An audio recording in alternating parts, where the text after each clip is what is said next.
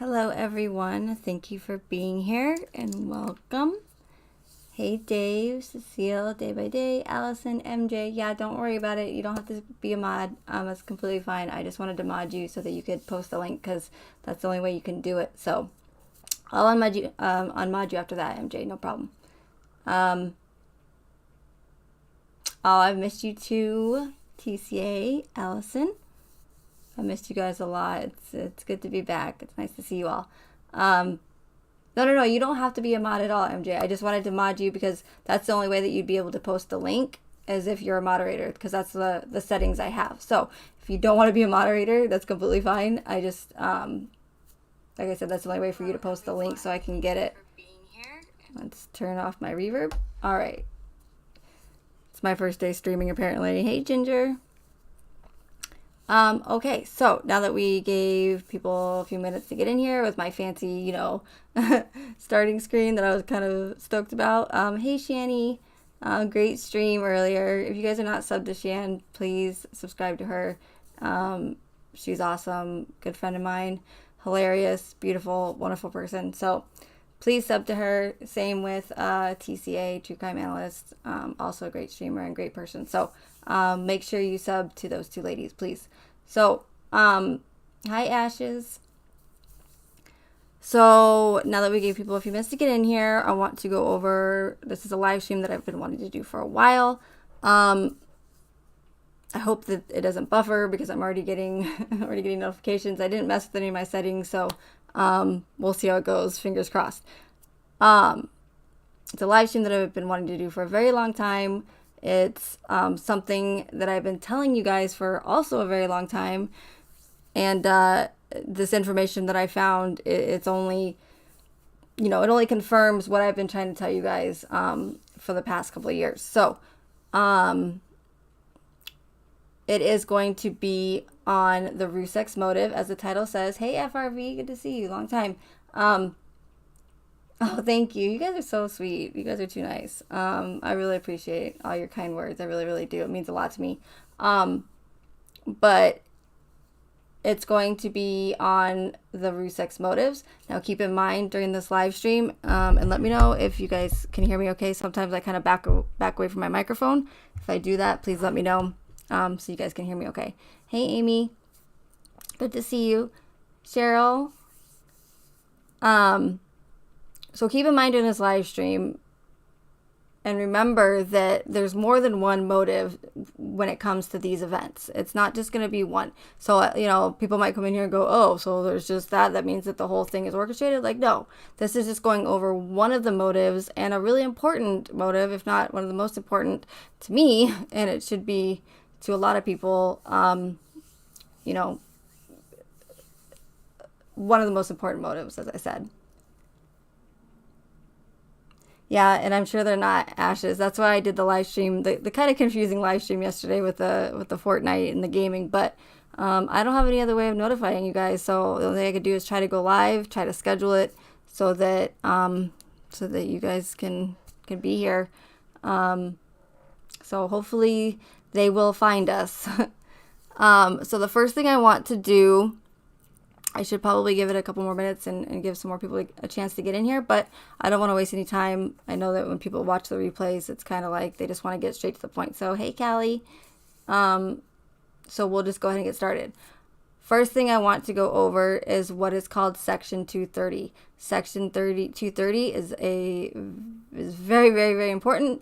I would have tried to explain it myself, but I would rather just play this video. He explains it so much better, so much quicker, and it'll just be a lot easier. I'm obviously going to go into a little bit more about it, but just playing this video is going to be so much easier for me and for you guys. So hey, Spacebound. So yeah, let's go ahead and get started on what is Section 230 and why it is so important to not only the internet, but to us as well.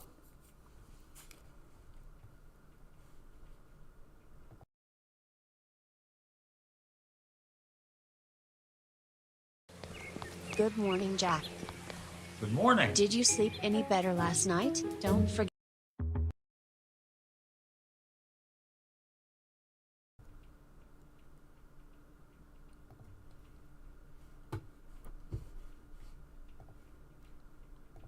Mr. Dorsey, who the hell elected you and put you in charge of what the media are allowed to report and what the American people are allowed to hear? Easy, Ted. Why are you so mad? Actually, it's for good reason. We realize we need to earn trust more. We realize that more accountability is needed to show our intentions in the... Okay, and I'm sorry, but real quick, this is the CEO of Twitter. When I saw that, I had no idea who the CEO of Twitter was, but I'm like, I mean, I guess don't judge a book by its cover, but he just wouldn't, in my personal opinion, you wouldn't just, I don't know, he just doesn't seem like a CEO. Anyways, here we go. Hey, Hot Ham. Hey, TH. to show the outcomes. We want to fix it with more transparency. Today, Congress held hearings on the Section 230 free speech controversy. The outcome of these hearings... Sorry, you guys. Let me just get MJ's link here real quick so I don't lose it. Okay, something went wrong. Great. Well, I'll just copy and paste it if I can. And then we'll start the video over. Sorry about that. Copy. Okay. All right, let's start this over. You guys can hear the video, right? I mean, it's been a long time since I've streamed, so hopefully you guys can hear it. All right, here we go. Mr. Dorsey, who the hell elected you and put you in charge of what the media are allowed to report and what the American people are allowed to hear? Easy, Ted. Why are you so mad? Actually, it's for good reason. We realize we need to earn trust more. We realize that more accountability is needed to show our intentions and to show the outcomes. We want to fix it with more transparency. Today, Congress held hearings on the Section 230 free speech controversy. The outcome of these hearings could have a massive effect on our free speech, yours and mine, online. Today, we're going to talk about what is Section 230, why is it important, and how can we work together to protect free speech online. Hi, I'm Ian Corzine, your social media lawyer. I'm just a lawyer looking for the truth on social media. The Communications Decency Act, Section 230, is the most important law globally for free speech online. If there is no Section 230, there is no free speech, period. Why do I say that? Section 230 is American law, and no other countries, including countries in Europe, Japan, Canada, none of these countries have a law similar that has as many protections for free speech online as Section 230.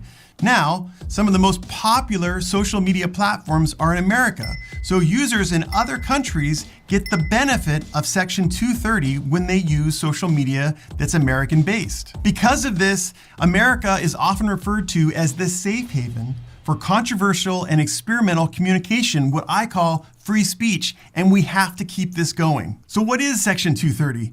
Section 230 is a law that gives immunity to social media platforms for the false statements of their users. Now, why does this particular rule protect free speech? This is how I explain it. Think of a situation where there was no Section 230 immunity. And let's say we had a user of YouTube and he made a video which damaged the reputation of another YouTuber. Well, what would happen if there was no Section 230 is the YouTuber who had the damaged reputation would sue not only the YouTuber that made the false statement, but he would also sue YouTube for carrying that false statement. That's if we didn't have Section 230 immunity. In other words, if there was no Section 230, both the YouTuber that made the reputation damaging statement and YouTube could be brought into court by the harmed YouTuber, and those two entities, both the YouTuber that made the statement and YouTube, could be made by the court to pay money to the damaged party. Now, if these lawsuits were filed a lot, and I can tell you that if there was no Section 230, they would be filed quite a bit because YouTube has a lot of money, then YouTube would think about it. They would be discouraged from having more and more user content on their platform. They would not want to risk the liability for that content. They would not want to be sued by people who were harmed by content that they really didn't have any control over that was posted to their social media site. They just wouldn't want to take the liability of being sued thousands of times per day. And think about it. If YouTube was discouraged from having user-generated content on the platform, then our free speech rights would be severely limited, if not barred. We would not get the benefit of the huge 2 billion person YouTube audience, or Facebook or Instagram. Basically, our free speech rights would end online. And it's especially concerning. So essentially what he's saying, you guys, is the Section 230 protects these big corporations like YouTube, Facebook, Twitter from essentially being held liable for anything that we say, whether it be in comment sections, whether it be with our content, whatever. So if this was not in effect, hey Dave, if this was not in effect, we would no longer have free speech. This would mean like they would have to monitor, and they would have, like, YouTube would have to vet everything that we say and do. So it's essentially going to take away free speech. It's very, very important, and he's going to get into that a little bit more. But again, this Section 230 protects these. It sounds like it is in favor of the big tech, but it's also very important for free speech if it is not in effect. Hey, Ashley. Oh, okay. Don't do that to me. Okay, given what's happened in the last 8 months. We don't have the freedoms we used to have to be able to go to the park and to have rallies and to do in-person talks and to get opinions out there, get new thought out there. The only avenue we have right now, at least for the time being, is online free speech. And so if there was no Section 230, our free speech rights would be drastically curtailed. Under the current state of the law, Section 230 protections actually encourage free speech online because the users of the social media platforms are the only people that can be held accountable for their own statements. There is no fancy vicarious liability. No, it actually makes sense. If you said something that damages someone else, you should be held liable, not Instagram. However, there is one little tricky second part to Section 230, which threatens to take away all the free speech that the first part of Section 230 provides. Section 230 allows social media companies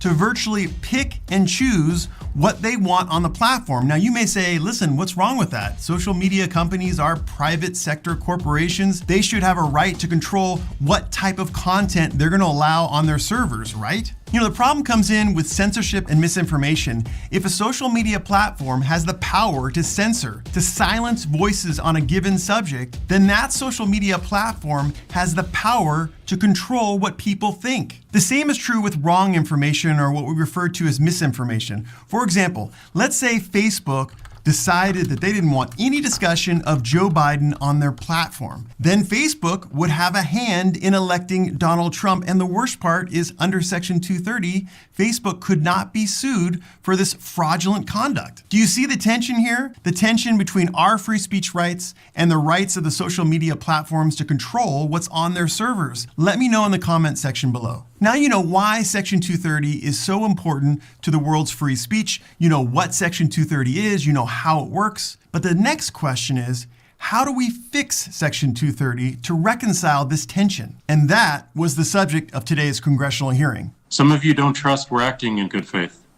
That's the problem I want to focus on solving. I actually believe that Republicans and Democrats can now agree on something, at least as it relates to Section 230. Section 230 gives social media platforms too much power with too little accountability. They differ in the amount of power that the social media platforms have to put content out into the internet. I mean, the Republicans say the social media platforms remove too much right or conservative talk online, and the Democrats actually say the social media platforms don't remove enough of election disinformation or harassment or hate speech. But what is their solution to the CDA 230 problem? They don't have one yet. But the heads of social media have proposed solutions. Here's what Mark Zuckerberg of Facebook suggested. I think that Congress should update the law to make sure that it's working as intended. One important place to start would be making content moderation systems more transparent. Make social media content moderation more transparent. What does this mean? Well, it could mean that social media platforms could be ordered, or there could be a law that's passed that requires them to disclose to all of us what content they delete from the platform. So for example, if Twitter is deleting content about Hunter Biden, then later on in time, we as the public could access and see what stuff was deleted from Twitter. It could also mean requiring social media platforms by law to publish a report, maybe quarterly, of the stuff that they delete from the social media platform. Now Facebook says that they're already doing this kind of, but it's not really true. What Facebook is doing is it's producing to all of us the standards by which they judge material on the platform. It's not actually, they're not telling us exactly what they're deleting, which is probably more important. Another would be to separate good actors from bad actors by making sure that companies can't hide behind Section 230 to avoid responsibility for intentionally facilitating illegal activity on their platforms. Make social media liable for intentionally facilitating illegal activity on the platform. What is this? I believe it's a non-statement. The bottom line is, under the current state of the law, Section 230, social media platforms get immunity for the content of their users, but they don't get immunity if they actively and intentionally commit a crime. So I believe that Zuckerberg's statement here really doesn't make sense, or it's kind of irrelevant for people who really understand the inner workings of Section 230 like you now. Another possible solution is to change the law so that social media platforms could be sued if they fail to remove hate speech or other harassing content from their platform. This is actually the solution that was proposed by that ex-presidential candidate Beto O'Rourke. The Justice Department has also weighed in on the CDA 230 controversy. They said maybe the law should be changed so that the social media platforms get their immunity only if their removal of content complies with their terms of service and there is a reasonable explanation for the removal of that content.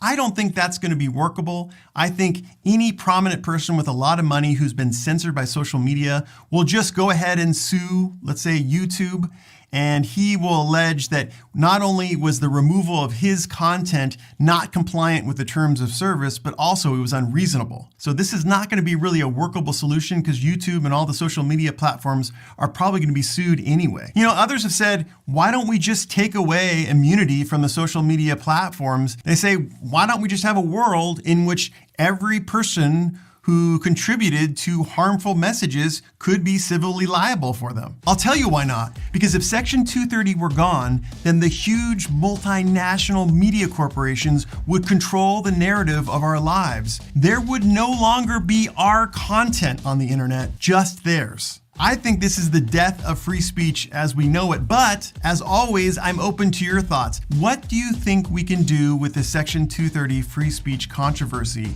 How can we reconcile the interests of our free speech online with the legitimate interests of social media platforms controlling what is on their servers? Let me know in the comments section below. And on a lighter note, I'd love to hear from you on this question about whether or not people can use other people's video clips. Okay, so like I said, I had just played that video because he could explain it a lot better than I could, and get straight to the point. So bottom line, without this Section 230 in effect, we would no longer have free speech. There would be no true crime chats that we're doing right now. You wouldn't be able to discuss your true crime cases and say what you want to say about them. It's literally bye-bye free speech.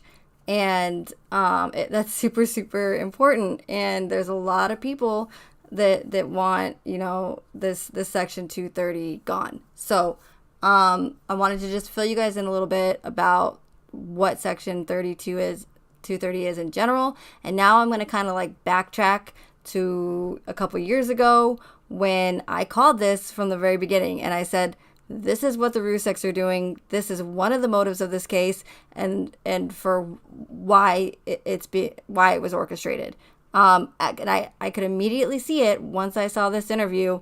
And so, like I said, I'm going to do a little backtrack here, and I'm going to go over it again. I've gone over this interview with Frank Sr. Not interview, but news, whatever. In the past, I've mentioned it several times, but we're gonna go over it one more time.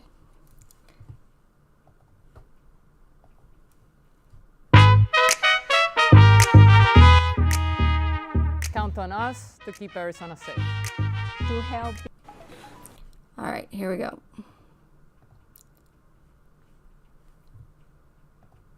I'm going to play it, then I'm going to probably stop it, and just go over, piece by piece what he's saying. Hello, I am Frank Rusek. Last summer on August... And I apologize for putting you guys through this again, but it's really important. So, I have to do it.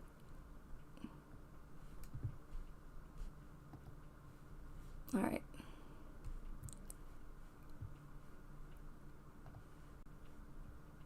August 13th, 2018, my daughter Shannon Watts and her children were murdered.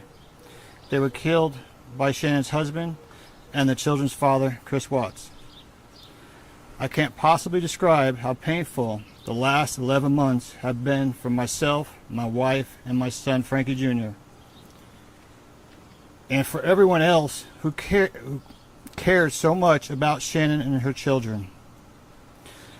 Just dealing with this type of tragedy is more than a family should bear. But I am making a statement today because for the past 11 months, piled on top of pain and the grieving of this devastating loss, our family has been subject to horribly. Cruelly abused, outright bullying, and on a daily basis.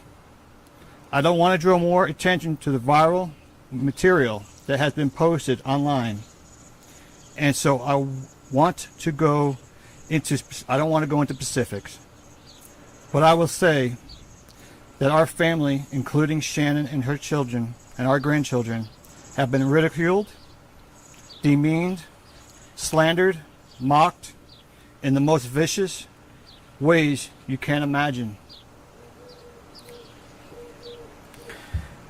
This right here, you guys, is a perfect example of how you pull at heartstrings and you play that victim card, quote unquote victim. This is what they're doing. And the Ruseks do it well. Have been subject to false accusations, fake Facebook accounts, hate speeches, and constant stream of ugly, evil insults and attacks. Every time we turn around, there is someone trying to capitalize on our tragedy.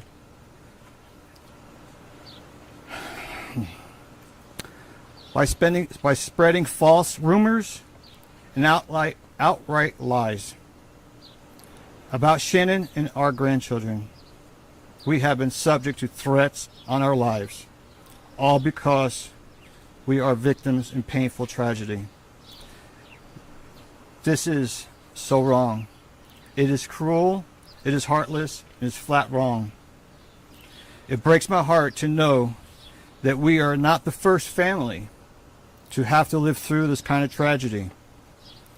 And we won't be the last.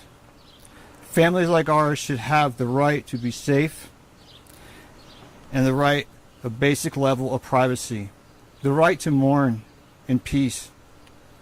And it boils my blood that my family and other families are dealing with worse imaginable tragedy have to deal with this kind of cruelty and bullying. It needs to stop. To Congress or to any position in power, we are calling on you to do something, to pass laws that will protect victims. All right, here's where it gets juicy, you guys. This is where they're going to start to make, something happen. Like, something needs to be done, right? Yeah, no tears. Yeah, the award goes to, drum roll. This is where, when I talked about when this interview first came out, it was so very obvious to me what they were doing here. Not only did they make this whole thing where Frank Rusek had to fly all the way out to Colorado, which he might not even be in front of there. It could be a green screen. Who knows? These days, technology, you can put anybody in front of a green screen and it could look like they're there. But, He had to go out to Colorado. He had to do it in front of the house where everybody tragically died, because that's how you pull people in. That's how you pull at heartstrings. That's how you make people sad and feel bad for you, and you play the victim card. It's, there's these little psychological tricks that they use to really pull people in. And like I said, really pull at those heartstrings. What's more dramatic than standing in front of the house that's, dark. It's all like painted dark colors, it's all depressing. What other better way to do that than to do it in front of the house, right, where supposedly all of this happened. So I've talked a lot. I don't know if you guys remember, but if you guys have followed me for a while now, there's something that I talk about all the time that is called the Hegelian dialectic, or also known as the problem reaction solution. So essentially what they're doing, and with these cases, with these orchestrated cases, and even with like little things like this, they are essentially creating a problem which brings in either a fear-based reaction or an emotional reaction. And that is when, they create the problem, we react, and then essentially, boom, here comes the solution. And the solution is, passing laws, taking away rights. So what he's doing right now is he is creating a problem. He's saying that, we're going to get into a little bit more, he's starting to now point fingers at these big tech companies that they're not doing anything about this harassment towards these victims, okay? So it's, again, keep in mind, problem, reaction, solution. So we're going to watch him right now create this problem. Victims of unspeakable crimes from this kind of abuse. Our online social media sites like Facebook, YouTube, and Twitter. We have contacted you many times, reported this abuse, but no avail. We are calling on you again to do the right thing, to take some responsibility for your platforms and stop this despicable conduct. To the people who feel they are entitled to profit off our loss, we urge you, please stop. And for the people who are interested in this case, who feel compelled to comment and discuss, please stick to the truth. It is painful enough for us to just dealing with the reality, reading the insane conspiracy theories, ugly false rumors, and lies. Well, I'm sorry, Frank, but unfortunately, whether your case is real or not, that's what happens when, a case or anything that's on the news goes, goes viral, or it's just a well-publicized case. That's what's going to happen. People are going to talk about it. There's honestly nothing that you can do about that. And we as Americans have a right to talk about that. And at this point as well, keep in mind that there's no proof or evidence that these people have ever been sent death threats or even threatened, for that matter. There's the prove it to me. Like, I'm sorry, just because you claim yourself to be a victim, with all due respect, you're not showing me any proof of being threatened or sent death threats. Only make it more painful. Finally, to the people who have stood with us, who have supported us and prayed for us and our family. Well, here we go. For Shannon and her grandchildren, we can't thank you enough. God bless you all, and thank you for your time. Thank you. Hey, Frank, quick question, and asked this respectfully, but was there any fear about coming forward because you're now giving these people that are saying this stuff even more for their platforms, if you will? No. And did you come here back to Colorado here today, for the sole purpose of doing this? Yes, I did. Why? Okay, I like her question. Did you come to Colorado for the sole purpose of doing this? And he said, yes, I did. And he said, she says, why? I was like, that's a good question. Why? Because I felt it needed to be done here. I felt like it needed to be done here. Why did you feel like it needed to be done there, Frank? Again, so you can really pull at our heartstrings. Good bravo, Frank. Bravo. Yeah. Like I said, award goes to, play the music, right? at her house. There's no, if you wanted to get a point across, you don't have to fly all the way out to Colorado and do it in front of the house. Like, that's not necessary. If all you have to do is have some cameras in front of you, and you can get the info out to as many people as possible. You don't have to be dramatic and fly all the way out or put yourself in front of a green screen. And I'm trying to be respectful, but you know what? I've been respectful for over 4 years now. I did not come back to YouTube to sugarcoat anything. If you don't like what I have to hear, then you don't have to watch my live stream. Period. These people, this family, have a motive. And the motive is to take away my free speech, your free speech. This is not only going to affect channel creators, it's going to affect you.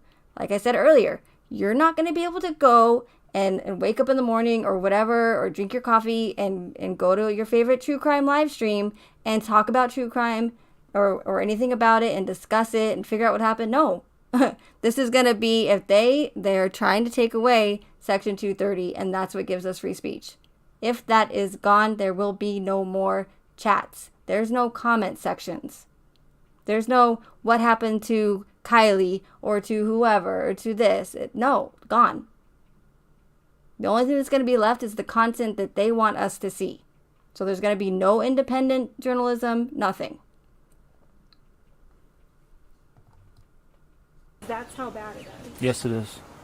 I mean, are people, it sounds like a lot of this is happening in the online space. I know you don't want to go too much into it. And honestly, we don't even have to watch the rest of that. But the main purpose of this is him saying, we're being harassed, we're being doxxed, we're being threatened, yada, yada, yada. We've gone to YouTube, we've gone to Facebook, we've gone to all these. They're not doing anything about it. So now we have to do something about it ourselves, right? So it's the problem, reaction, solution. The Ruseks right now are creating that problem. They're trying to get an emotional reaction out of us by being dramatic, standing in front of the house, pulling that victim card. And this is when we're supposed to go, this is bullshit. I can't believe these victims are being treated this way. Do something about it, YouTube. So they're trying to get us to react because that's what they need. They can't just come out and take away our free speech for no reason.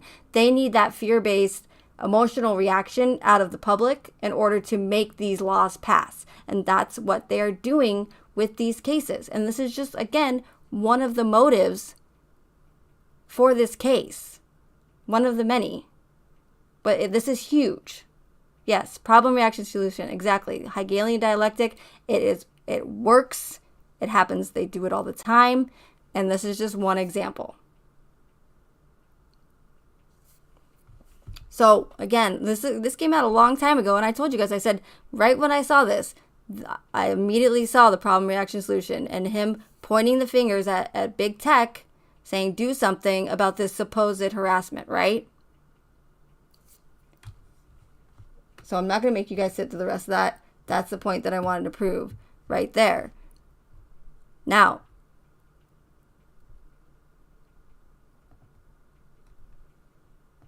do you guys remember how the Rusek said, we were being doxxed, we're being harassed, we're being sent death threats, and we try to stay off social media, but it was just too hard. We couldn't stay off social media. Do you guys remember that? I'm sure you guys remember that. They talked about it all the time.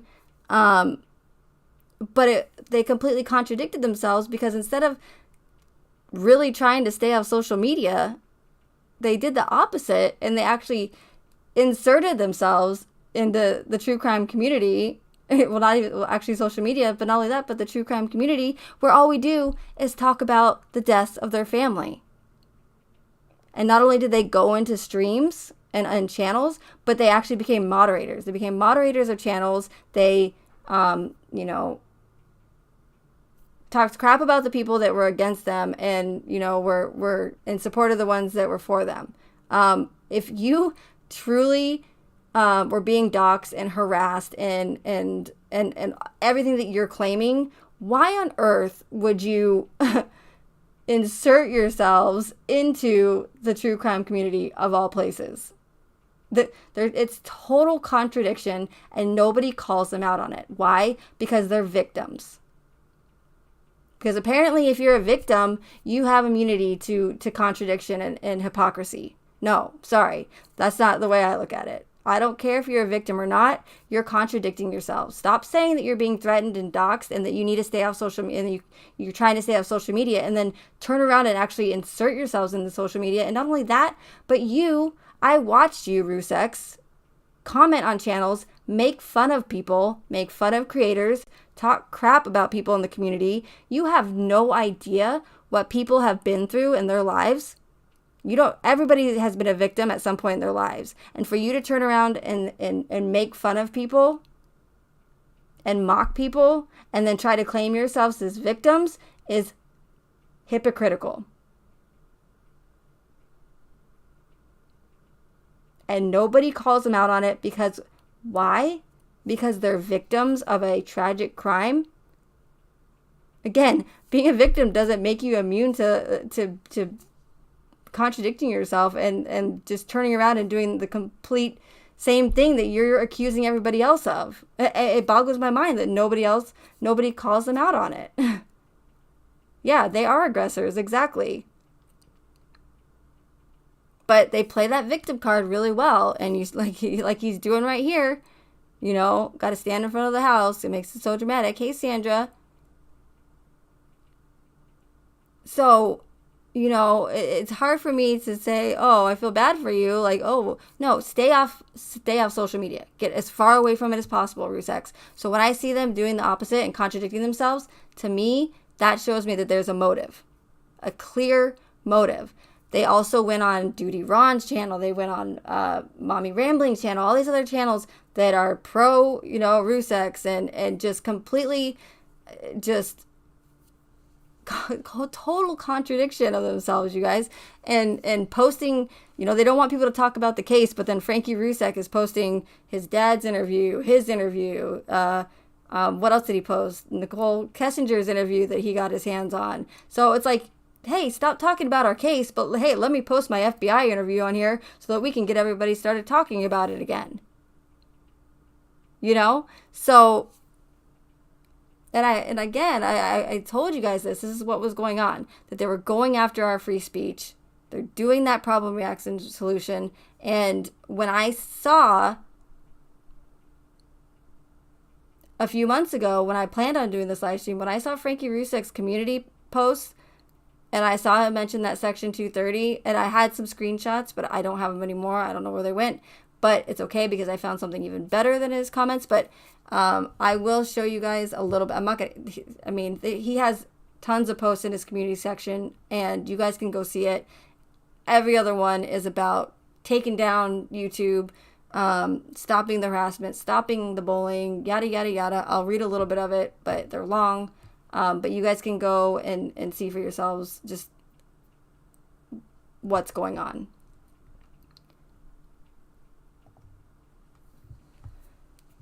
All right, so let me just, I'm going to just try to paraphrase here. All right, he's talking about this case. He's got, he's been asking for money to get lawyers. Let's see here. It's beyond sick of the hate, lies, rumors, conspiracies, and evil. Please know that those who choose to torment us and make our lives a living hell on top of losing 4 people to murder will be held accountable in court. And here he's playing the victim card really well. It's always poor us. Not only in the UK, but also here in America, Australia, Canada, wherever. Just know we are no longer going to put up with the unnecessary hate, slander, and horrific defamation. It is very illegal. Shanann's Law will be made. Okay, we've heard about that a couple years ago. Nothing came from that. So, there's just so much, you guys. It's just, we're taking down YouTube and all the social media platforms because they're being doxxed, they're being threatened and harassed. Okay? Well, if you stayed off social media and you didn't insert yourselves into the social, the true crime community, maybe you wouldn't be harassed. Maybe if you didn't entice people and maybe if you didn't keep posting information about the case, maybe the case would die down. But they're instigating it, you guys. And there's a reason why so many people are like, hey, Purple, there's so many, good to see you. There's a reason why so many people are like, what's up with the Rusek's behavior? It's bizarre. Why? What's going? A lot of people have noticed it, but they don't understand why. This is why. There's a motive behind it. They're sticking around for a reason. They're making themselves known. They're not backing down because they're going after that Section 230 and that free speech. And that's what a lot of these cases, one of the motives of these cases are. And another one of those is that Randy Book one that I shall not be mentioned, right? That Randy Book shooting that happened in 2012. Okay? There's a lot of, you can find hardly any information on that case because they have scrubbed it with help from a little organization called the Honor Society that I also did a video of that I went over. I don't know if I'm going to go over that today. I'm not really feeling that well, fortunately for this live stream, but I did want to do it. So it's not going to be that long.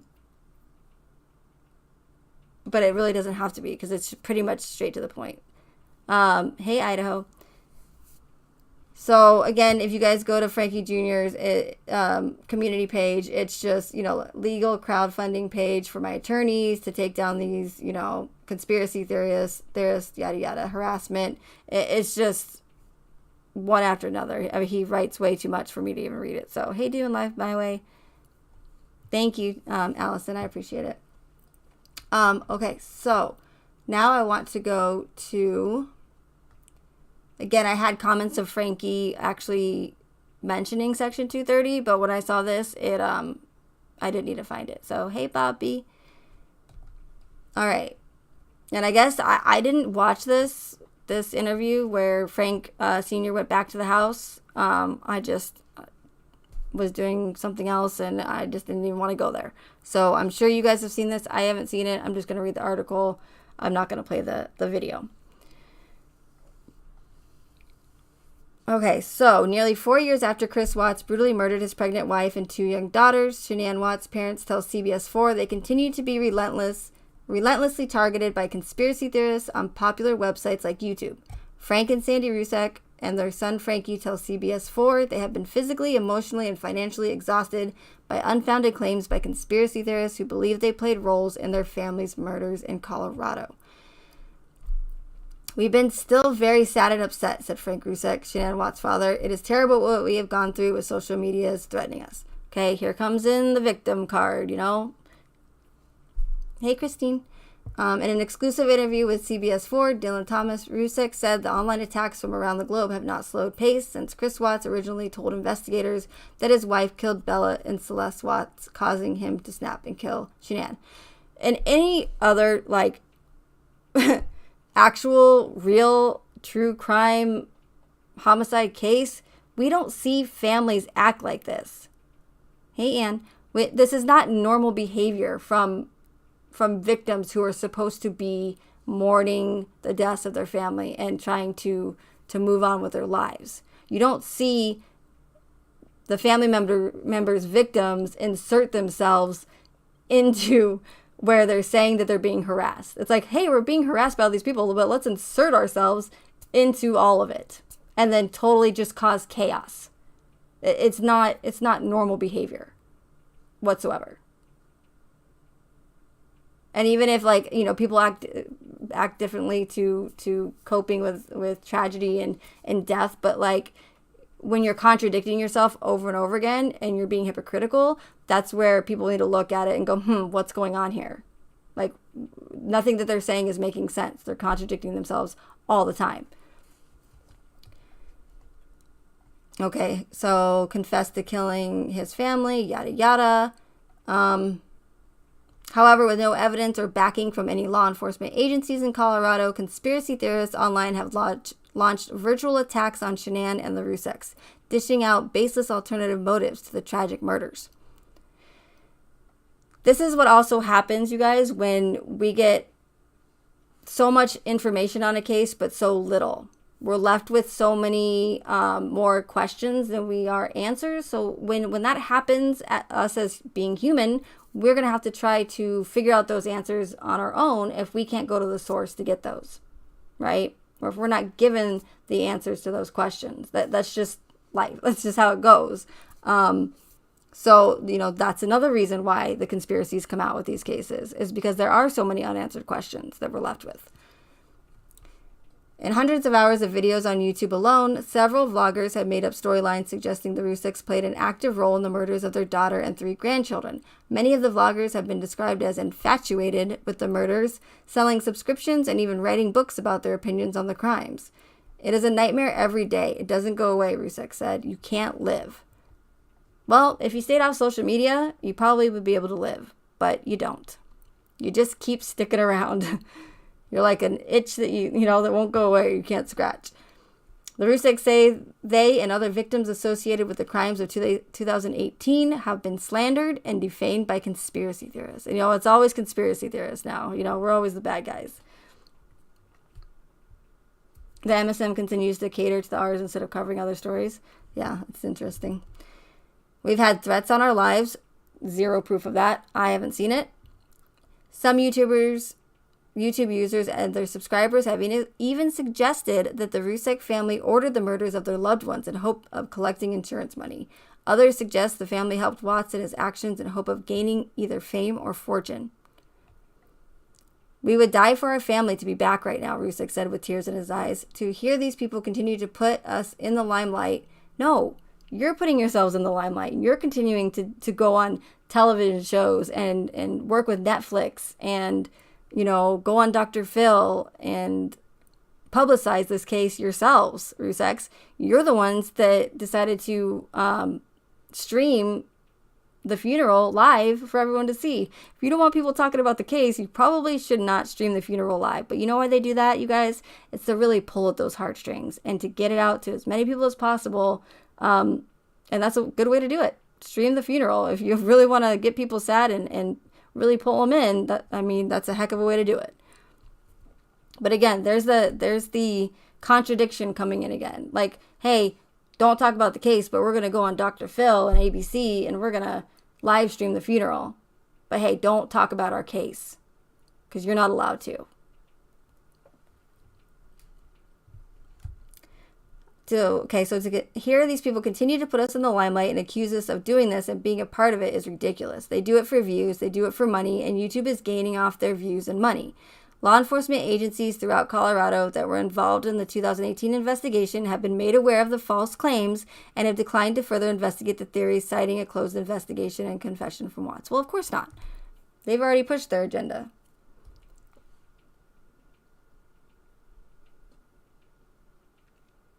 Hey, Michelle. Yeah, that's all it's been, Callie. It's over. First it was PayPal, and then it was GoFundMe, and now he's getting these lawyers involved and to start a case. Who knows how much money they made. I don't even want to know. It's probably disgusting, but they're just playing that victim card. 100K in like a week, and yeah, how long have the Ruseks and Frankie Jr. been asking for money to get legal help to take down these creators and these bullies and harassers for a very long time now? So I can only imagine, like I said, how much money they've made. The Ruseks said they have reached out to YouTube on multiple occasions asking for the technology giant and its parent company Google to remove the videos which target their family. The family has even made contact with some congressional leaders asking for YouTube to meet with both parties. Rusek said YouTube has declined to meet with them or take down the content which they have reported. We have been reporting these things and telling them that this is going to take someone to go and commit suicide for this to stop, Rusek said.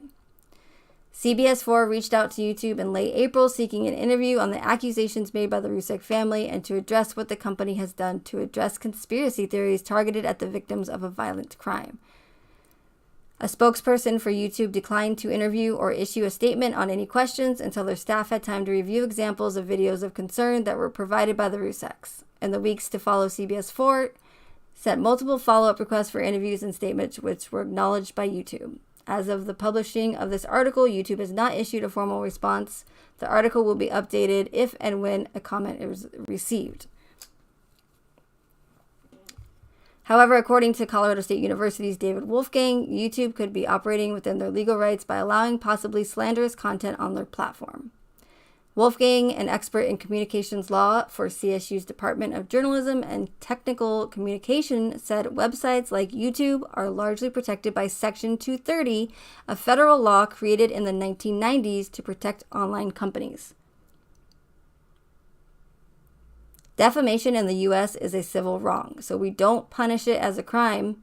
Therefore, YouTube gets protection under Section 230, Wolfgang said. Section 230 was created in part to shield online companies from legal liability associated with content from a third-party user. The law was developed and implemented years before platforms like YouTube, Facebook, Twitter, and more were even created. Wolfgang said those who drafted the law likely didn't anticipate the magnitude of power big tech would soon obtain. If conspiracy theorists were engaging in threats against somebody's life, or if they were doing something criminal, then YouTube would have to step in. But until then, they can kind of pretend like it didn't happen, put their fingers in their ears, and turn a blind eye, Wolfgang said. Like many other websites and social media companies, YouTube has been accused of creating and implementing algorithms that not only draw on users to false information, but also one that draws users closer into the communities that develop the content. YouTube has always profiteered off of the ability to take the most sensationalistic types of video, feed them through an algorithm that promotes these videos, and then feed people into more videos that will only double down on those ideas, Wolfgang said. For better or worse, our legal system has it set up so you would have to go after the specific individual who wronged you online, and you can't really go after the platform that hosted the content.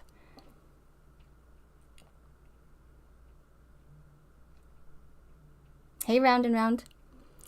That is why the Ruseks have started to take legal action against some of the YouTube content creators who have allegedly profited off the murders and conspiracy theories.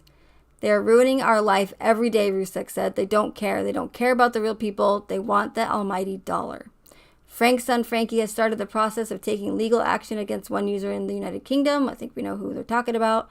He has put in thousands of dollars of his own money to try and stop the false information from being spread on the internet. He has also started a fundraiser to try and cover the costly price of taking legal action in another country. The Rzuceks have also taken other steps to try and stop some YouTube users in the United States from using their likeness to create more content.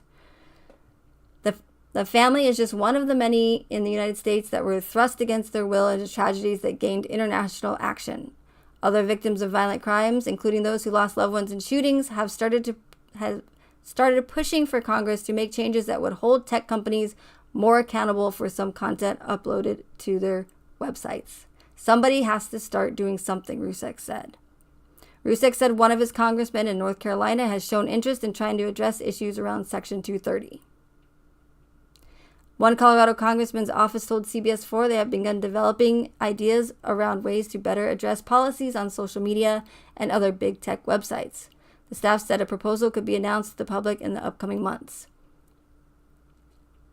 Some have warned against taking significant action to alter Section 230. Wolfgang pointed out that the law, for most Americans, has worked perfectly fine. However, as he further noted, some are tragically exposed to the faults of the law. Frank Rusek has vocalized support of changing the law and holding companies further accountable for enforcing policies that protect victims of violent crimes. He has asked the public to reach out to their elected officials to express their concerns with the issue is faced. Okay, so, we get it. Here comes more of the victim card. So again, here's that problem reaction solution. They are creating the problem, saying we're victims, we're being harassed, we're being targeted, we're being bullied, we're being sent death threats. These big tech companies are not doing anything about it, so they're pointing fingers at YouTube and Facebook and Twitter, saying that they're not doing anything about it. This harassment needs to stop. Do something. So, but they need us, the public. They need enough reaction and outcry to make this happen. Because again, they can't just come out and say, "Hey, we're going to take away your free speech." They can't do that. That would be impossible. The public wouldn't go for it. Okay, sure, just take away our free speech. No, they have to create these problems, and by doing that they do it by these orchestrated events. And again, this is just one of the motives, you guys, behind this case. Just one. There's multiple. And with these orchestrated events, there's always going to be some sort of law being passed or some sort of rights being taken away. So when it comes down to it, and I don't like to talk about this too much because it gets me in trouble, or potentially walking on eggshells, but just like those school shootings, the one of the main purposes of it is to take away our gun rights. Okay, so that's one of those red flags that you need to look out for in order to spot these cases. If they're immediately, just days after the event happens, if they're pushing for gun control and you see it all over the place, that's a huge red flag. That's that motive right there, that they're either trying to pass a law or take away our rights, because they can't just come out and say, hey, we're going to take your guns away. So they have to create that problem to get that fear-based reaction, and boom, here comes the solution, and that's taking away our rights. So, the public's not realizing that the government is the one that is creating these problems, and the public's not realizing that they're the ones that are creating the problems, right? They actually think they're doing a good thing by saying, hey, YouTube, get rid of Section 230 because we got to stop this victim bashing and this, this bullying online. So get rid of 230. But they think they're doing something good, but they're not realizing that they're actually going to hurt themselves in the end, because they're going to wake up one day and they're not going to be able to have, say what they want to say, because their free speech is going to be gone. Now, is it going to happen tomorrow? Probably not. But, this is one step that they're doing to try and further to take away our free speech. Hey, Michelle, good to see you. Hey, Janessa.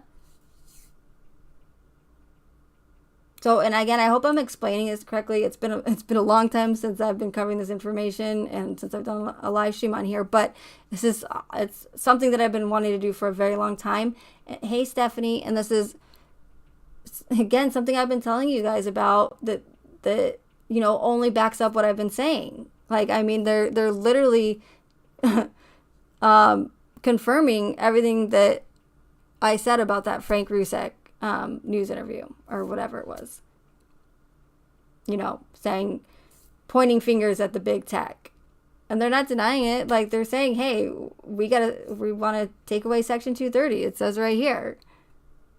So everybody should care about this. And even if this case were real, this is super, super important, because they're trying to take away my rights and your rights. And again, it's not just going to affect channel creators, it's going to affect everybody.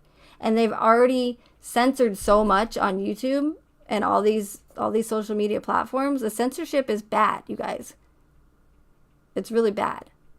And it's only going to get worse. And this is just, it's scary, okay? And maybe free speech isn't important to a lot of people, but it's important to me. So I'm not going to just sit back and let, this Rusek family, these victims, quote unquote, sit here and try to take away my rights. It's not going to happen. I don't care if there's 2 people in my chat or 200. Like, I'm going to get this information out there, and everybody should know about this, and everybody should give a shit about it too.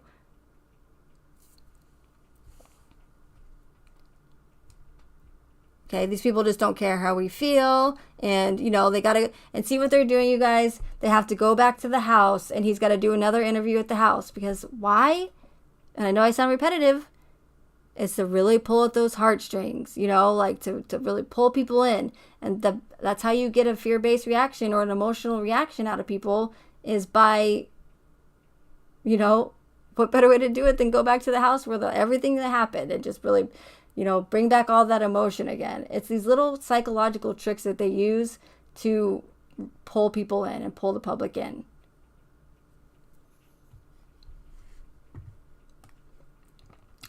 So there's, and then of course it's, more propaganda. Okay, so it's conspiracy theories. Weld County District Attorney Michael Rourke told CBS 4 he was aware of the accusations that he was paid off during the investigation. When reached by CBS 4, Rourke was quick to deny the accusations. Frankly, I find such an insinuation preposterous, Rourke said. Yeah, okay. I was like, did I read that word right? All right, so I will put the video to explaining section 230 into the About section, as well as this article if you guys have not seen it. Definitely not going to play that interview because I don't want to, it's no point. But I do want to play a little bit of this video because it's important as well with the lawyers. You guys have, I'm sure, have seen it. So let's go ahead and do that. Press conference that we had with... Wait, what? Okay. So I don't remember when this came out, but I did go over this whole Honor Network thing, which is the company that, well, you'll see in the video.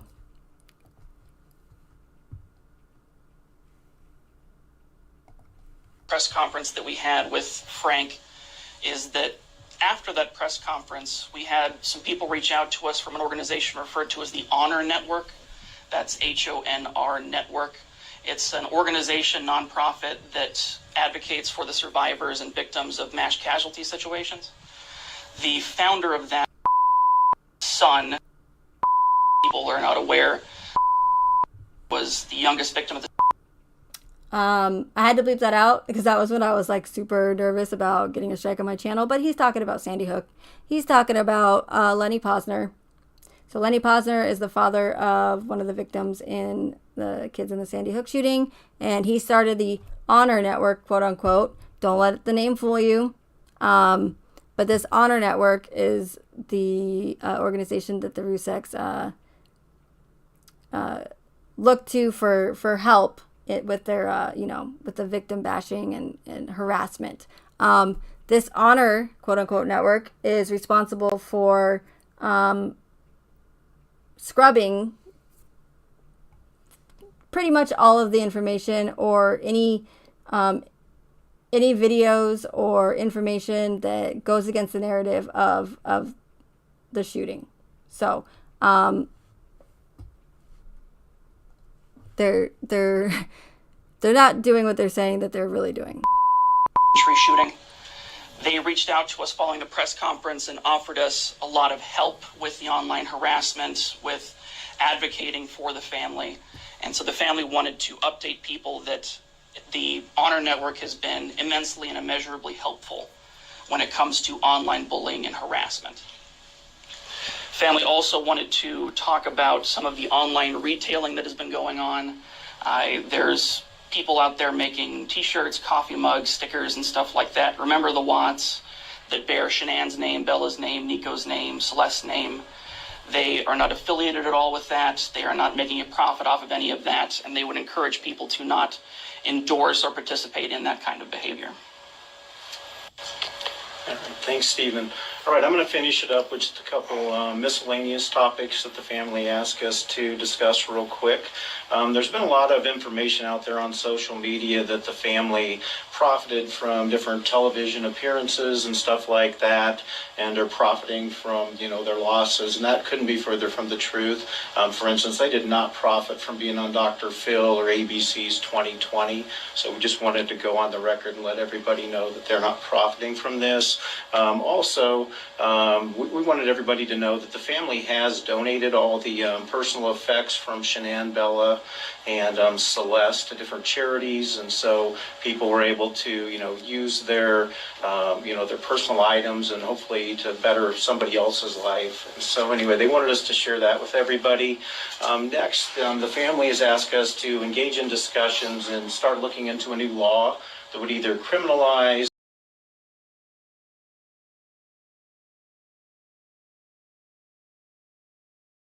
Wait, I'm sorry. What did he say? Start looking into a new law? So this was, a couple years ago, you guys, and they were already trying to push a law for people talking about the case. Or allow for civil penalties in the event that, people of mass tragedies and stuff like that, the deceased are defamed. And so we've started to reach out to some different contacts and stuff like that. And so we'll keep the news media informed as that progresses. But they did want us to know that. You cannot legally sue anybody for simply talking about a highly publicized case. There is no proof that any of these Ruseks have been sent death threats. And if they have, that's for the police. It has nothing to do with talking about a case. They're trying to say on the Honor Network website that simply talking about a case is illegal, or that it's harassment. Talking about a case, a very highly publicized case, is not harassment. It is not the same thing, Ruseks. Okay? It's not. And if anybody's harassing anybody, it's the Ruseks. Stay off social media. Stay off social media and stop causing chaos and bringing and posting your freaking FBI interview, your sister's interview, Nicole Kessinger's interview. Like, stop. Just go away. Go away and you'll stop being harassed.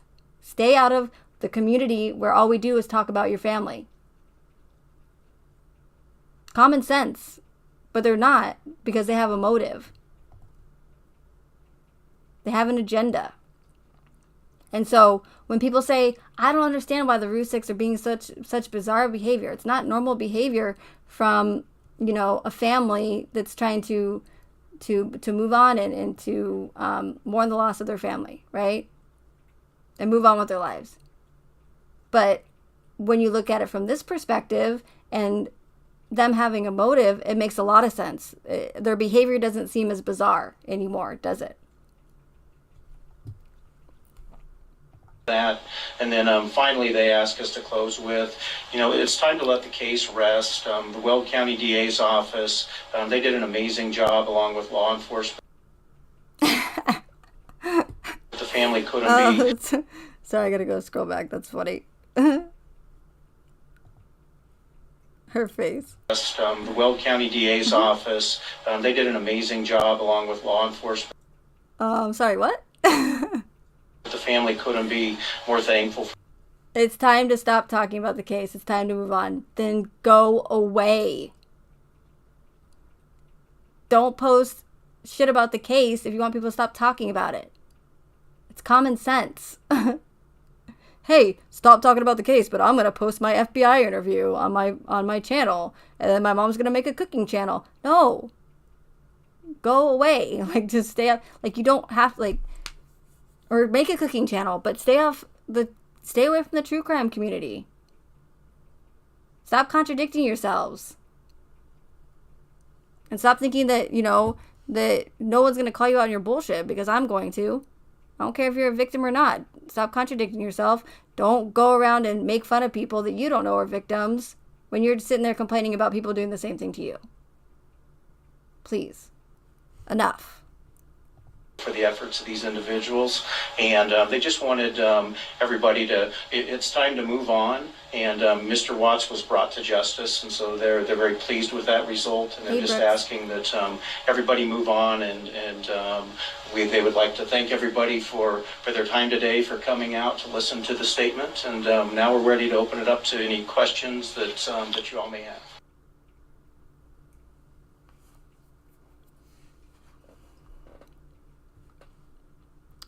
So I'll just read a little bit of this. Supposedly Honor Network advocates for people who have experienced mass violence casualty events, mass shootings, bombings, etc., or violence that has been publicized, cop killings, live stream violence, or murder, etc., are often blindsided by the harassment, hate, and blame that can follow. No, he's not.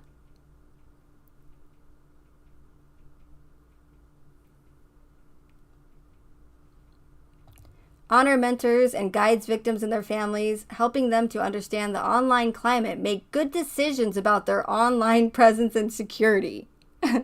Again, helping them to understand the online climate, make good decisions about their online presence and security. So, do you think that it's a good decision, and I sound repetitive, do you think it's a good decision to as victims of a tragic crime, to insert yourselves into the true crime community and to cause chaos and to, side with those who advocate for you and to shun the ones who are not pro Ruseks? Do you think that's good decisions? Do you think that's good behavior as victims of a tragic crime? Probably not.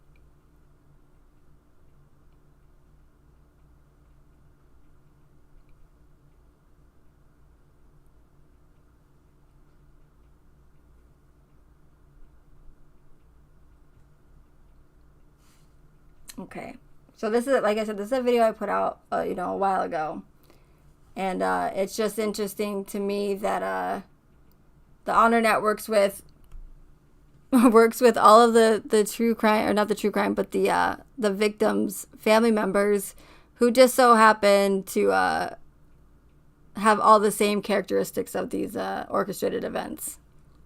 Hey, Swamp Lover, I'm muted. No, I'm not. Stop it. Okay, so let's just scroll here, and I'll put this in the about section as well.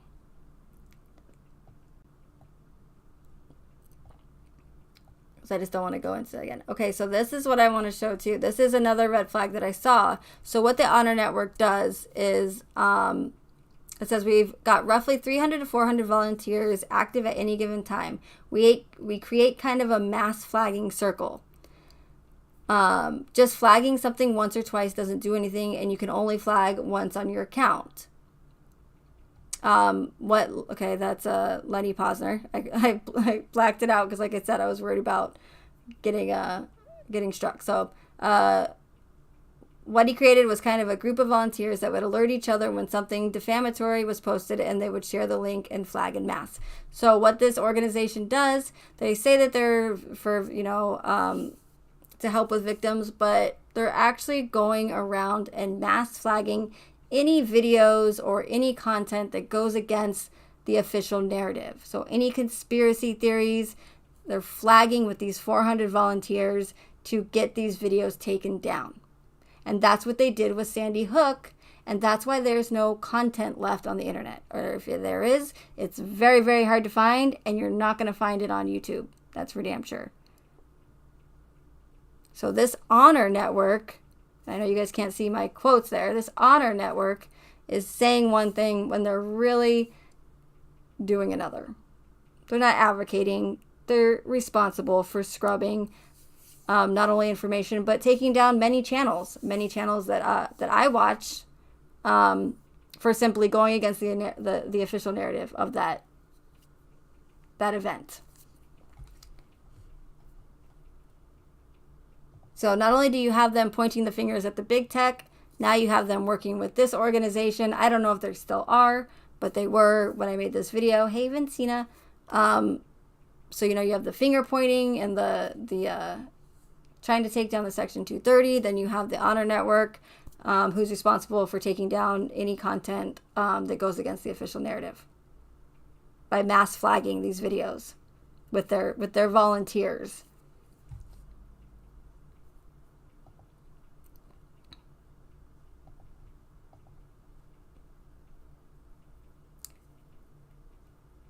Yeah, is it really harassment if the victims and the organization they're working with have to seek out the alleged harassers? Yeah, that's interesting. Okay, so that's all I really have. So if anybody has questions, and I know that you guys have been saying a lot in chat, and I will go back and read what you guys had to say, because I like to hear your opinions. Is there any questions that you guys have as far as what's going on?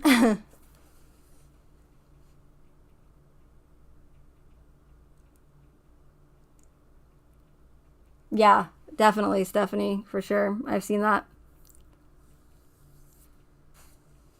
I'm not sure what it stands for, but it definitely doesn't stand for honor. That is for sure.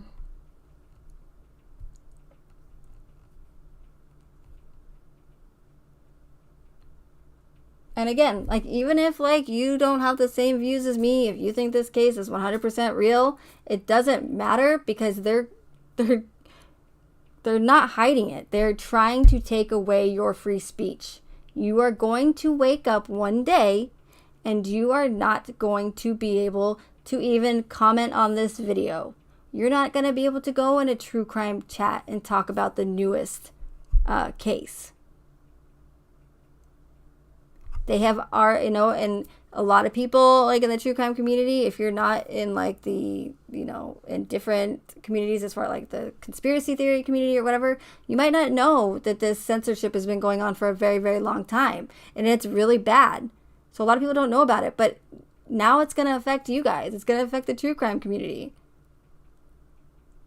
So if you want to be able to talk and go to, it doesn't matter, a blog, go, and even if Section 230 is gone, you're not going to be able to go and write an Amazon review if you want to. It's not just going to affect YouTube. It's going to affect anything, any comment sections, because they're going to have to vet everything. It's only going to be what content they want on their platform. So if the Ruseks get enough people to get, work up enough people, it's going to happen. It's only a matter of time. So if you keep falling for this victim, like, oh, poor us, and don't wake up to what's going on around you, it's going to be gone. And that might sound dramatic, but it's already happened. A lot of people just don't know it yet because it hasn't happened completely. So although it does seem like Section 230 is more like it's helping more the big tech, it's actually super important for free speech and for us. So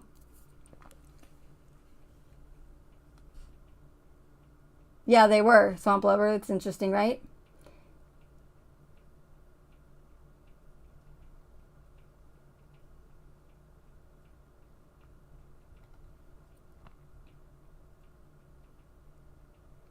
So no questions? If there's no questions, then that's good. That means you guys get it. I explained it correctly. I can always do another live stream. I know that TCA wants to do a panel and talk about this stuff. So, but again, this is really, it's super, super important that people know about this and they know what's going on. Like, do I know that if the Ruseks are going to actually do some, I don't know. But like I said, if they make, enough people get worked up, which they're really trying to do, it's going to happen. So, I don't know what my next live is. I didn't really, again, I've been planning this live stream for a while. I'm glad that I finally did it because, like I said, it's super important, but I'm not really sure. I don't know. I don't even know if I'm back on YouTube, but I did want to get this information out. I felt like it was important. I missed you guys. I'm glad that I did this. So, I'm just going to play it by ear pretty much.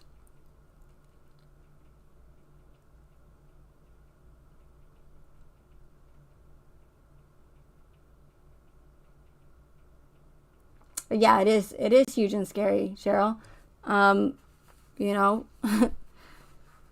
There's always, always, always going to be some sort of law that they're going to try to pass or some right that they're going to take away with these cases. Always. So always look out for that.